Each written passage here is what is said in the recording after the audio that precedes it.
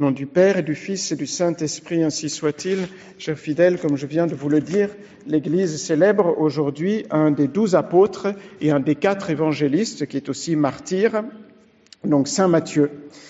Vous savez sans doute que dans la plupart des églises, quand on visite les églises, on trouve le visage de 4 animaux ailés. Ces 4 animaux ailés dont nous parle Ézéchiel, le prophète Ézéchiel, dans cette lecture mystérieuse que vous venez d'entendre, qui est en fait une prophétie.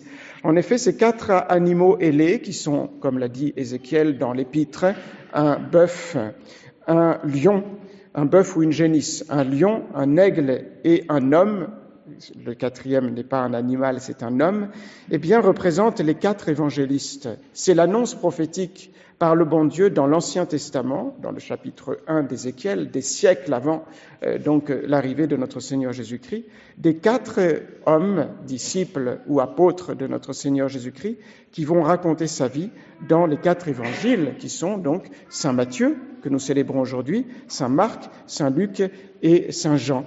Alors la figure de Saint Matthieu, c'est l'homme. Pourquoi ? Parce qu'il commence son évangile, qui est d'ailleurs le plus long des 4 évangiles, en faisant la généalogie de notre Seigneur Jésus-Christ selon son humanité.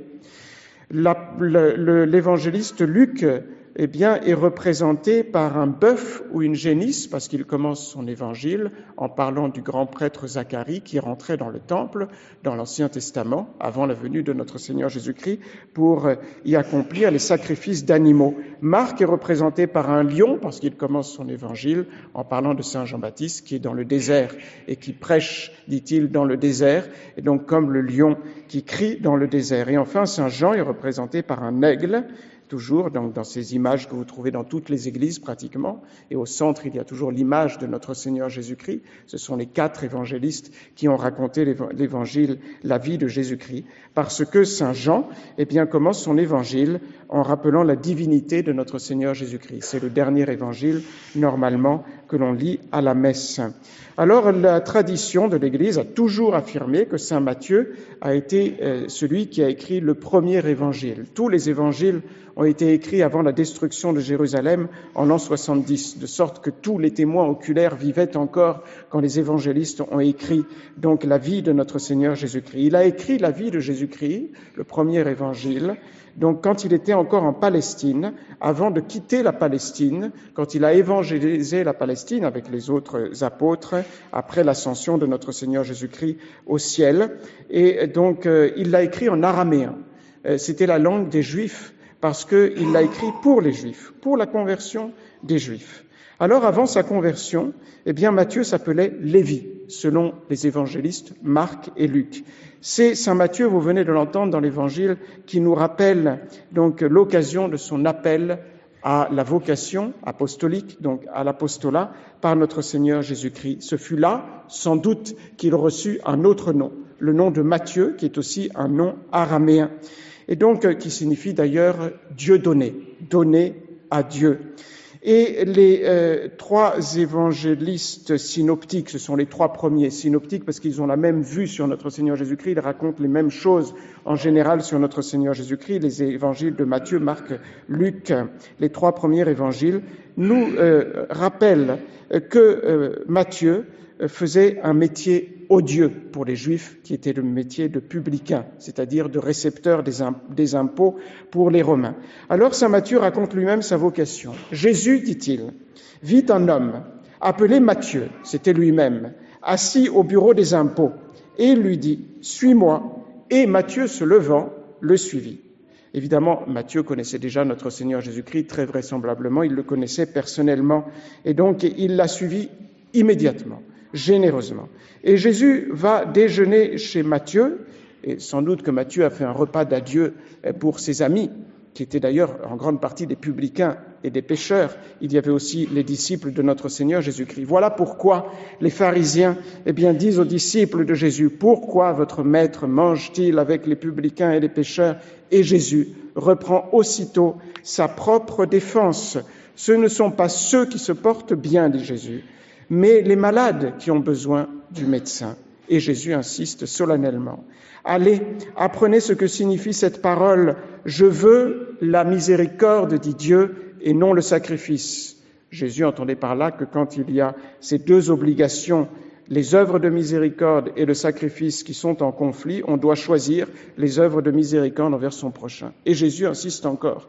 Je ne suis pas venu appeler les justes, mais les pécheurs. Ici, on voit la grande bonté de notre Seigneur Jésus-Christ, qui a voulu appeler dans le collège apostolique, ce sont ses premiers disciples qui vont prêcher l'Évangile, un ancien publicain qui était considéré donc par les Juifs comme un pécheur public.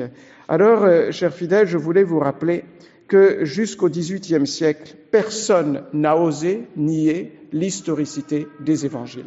Personne, même les pires ennemis de notre Seigneur Jésus-Christ, comme les païens. Il y a par exemple un païen fameux au IIe siècle, Cels, qui a écrit des livres contre notre Seigneur Jésus-Christ, en disant des choses horribles, donc des blasphèmes horribles contre le Seigneur, qu'il était un magicien. Il faisait de la sorcellerie, voilà pourquoi il faisait des miracles. Il était un imposteur, qu'il avait fondé une secte très dangereuse, irrationnelle, antipolitique, mais jamais il a nié la véracité des évangiles. Ce n'est qu'au XVIIIe siècle, que cela a commencé chez les protestants. Il y a eu cette thèse qui a été lancée, on peut dire, la thèse qu'on peut dire mythiste, c'est-à-dire qu'ils ont dit, pour la première fois dans l'histoire, que notre Seigneur Jésus-Christ n'était pas un personnage historique tel qu'il est raconté dans les évangiles. Et on devait faire la part des choses dans les évangiles entre le Jésus de Nazareth, qui était un personnage historique, et le Jésus mythique, qui a été inventé par la première communauté chrétienne. Et cette thèse mythiste a été reprise, et donc avec des différences évidemment. Chaque écrivain protestant et ensuite malheureusement moderniste qui ont repris ces thèses se contredisent tous les uns les autres. Ils ont un seul point commun, c'est de dire que les évangiles ne racontent pas une histoire historique sur notre Seigneur. Les modernistes ont repris cette théorie, les modernistes même actuels, malheureusement. C'est un fait, on ne peut pas le nier. François et Prévost, maintenant, donc Léon XIV, on dit la même chose. Ils ont dit que quand notre Seigneur Jésus-Christ, par exemple, a multiplié les pains, il n'a pas multiplié les pains. C'est une invention. Jésus-Christ a seulement demandé, à ses disciples de se partager la nourriture. Et donc, il est bien de rappeler, que malgré ces négations modernes de l'historicité des évangiles, il n'y a aucun livre de l'Antiquité qui n'ait autant de preuves de son historicité que les 4 évangiles. Aucun livre.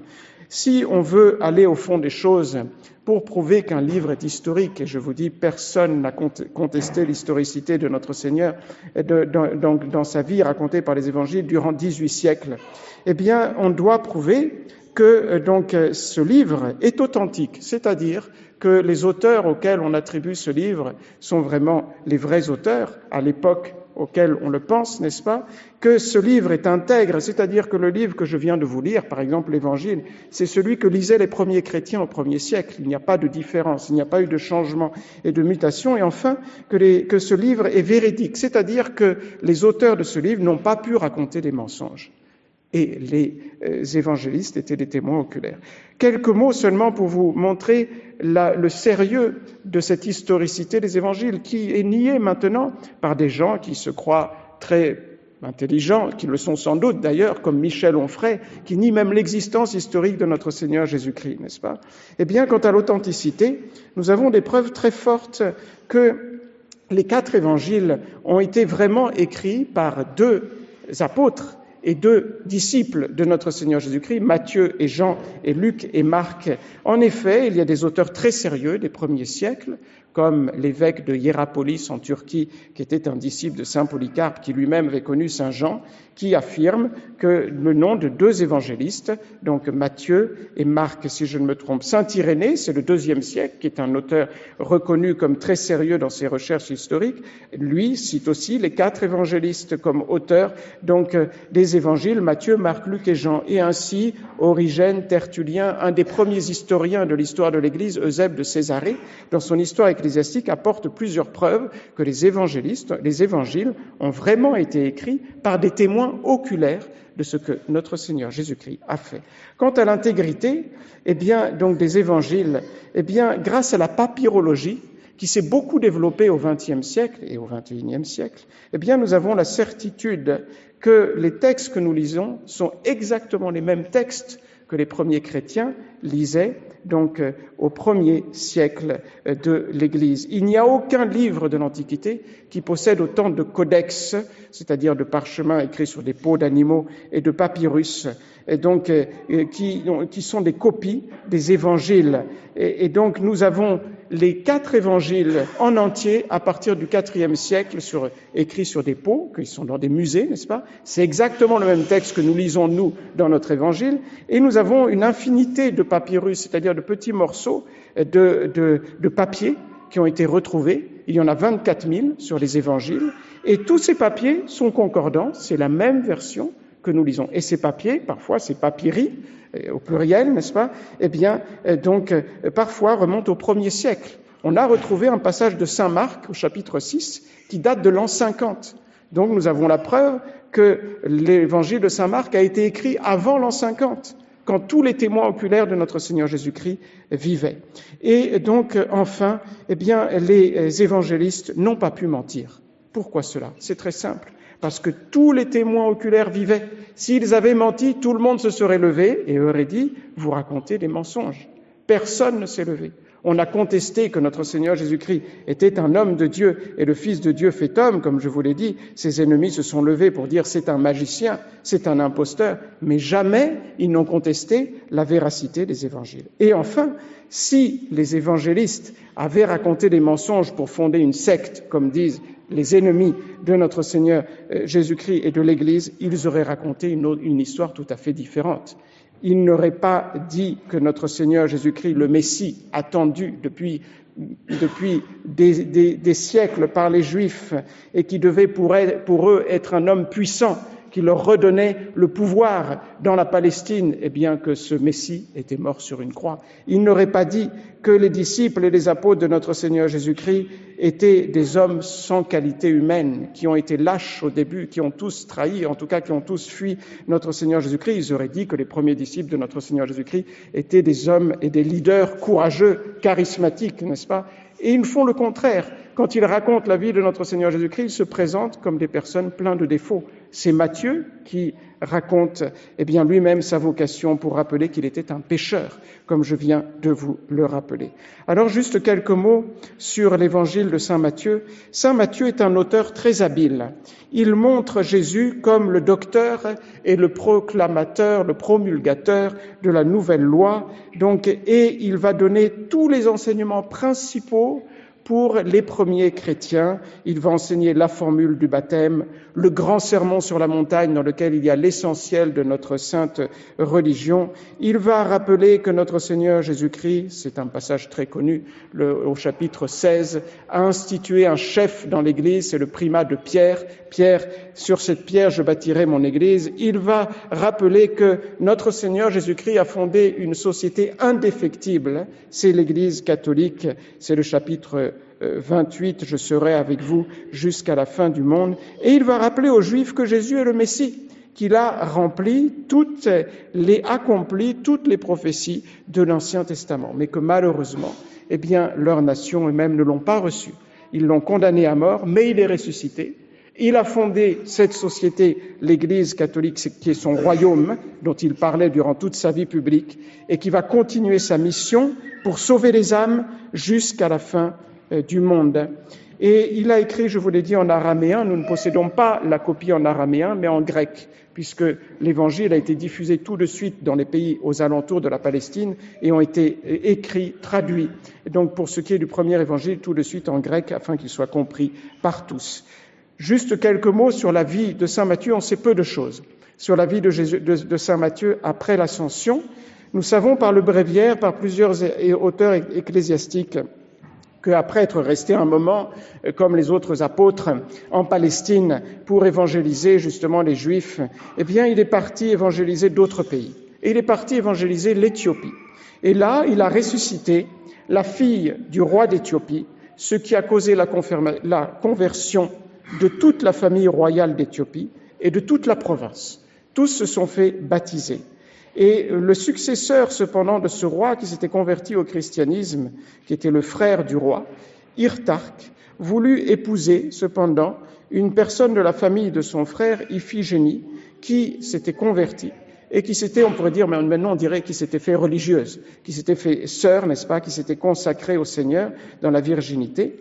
Et il s'adressa à Matthieu afin d'obtenir d'elle, d'Iphigénie, qu'elle acceptât de se marier. Et Matthieu défendit Iphigénie le vœu qu'elle avait fait de se consacrer au Seigneur. Alors, Itharque a envoyé ses sbires pour le martyriser, alors qu'il était à l'autel en train de célébrer la Sainte Messe. Il est le martyr, il a été martyrisé pour la défense et la gloire de cette vertu angélique et celle de la consécration à Dieu dans la chasteté parfaite. Il a converti des milliers d'âmes en Éthiopie. Il a évangélisé l'Éthiopie pendant 23 ans. Il a détruit les temples païens, construit des églises, ordonné des prêtres et des évêques pour la continuation de la mission de l'Église. C'est le patron, c'est un peu évident, des financiers, le patron céleste des financiers, des percepteurs d'impôts et des changeurs d'argent.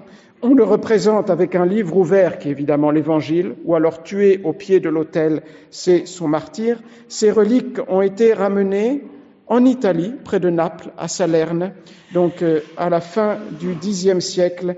Nous devons prier Saint Matthieu, chers fidèles, tout d'abord pour les vocations dans nos familles. Il a protégé une vocation donc dans la famille du roi, pour obtenir comme lui de ne pas être sourd aux appels de la grâce de notre Seigneur Jésus-Christ, qui toute notre vie nous appelle par sa grâce à mieux le connaître, afin de l'aimer et de le servir, c'est-à-dire d'imiter ses vertus, mais d'être prompt et diligent pour écouter les appels de la grâce et d'être humble comme lui, humble en reconnaissant nos fautes et toujours charitable donc envers notre prochain. Que les prières du bienheureux apôtre et évangéliste Matthieu, nous a fait dire l'Église durant la messe, nous viennent en aide, Seigneur, afin que nous soit donné par son intercession ce que nous ne pouvons pas obtenir de nous-mêmes par le Christ notre Seigneur. Au nom du Père et du Fils et du Saint-Esprit, ainsi soit-il.